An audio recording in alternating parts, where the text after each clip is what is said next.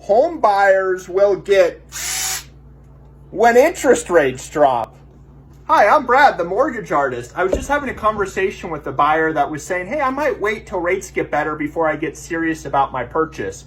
And I warned him, there's definitely some downsides to waiting till rates get better before revisiting a home purchase.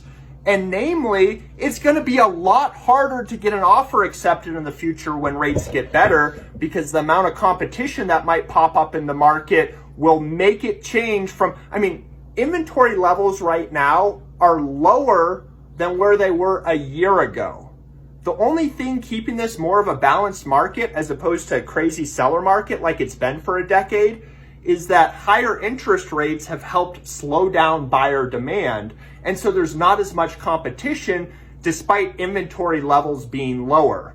So when rates come down, that means, let's say a buyer that can qualify at a $2,500 monthly payment, well, the lower the rates, the higher their buying power. So when rates get better, that's likely going to put a fair amount of upward pressure on prices. And with inventory levels, again, being lower than it was last year, that's going to make it a lot more challenging to get an offer accepted. That's why I'm saying lower rates are going to screw home buyers, because their ability to get an offer accepted is going to be much more challenging.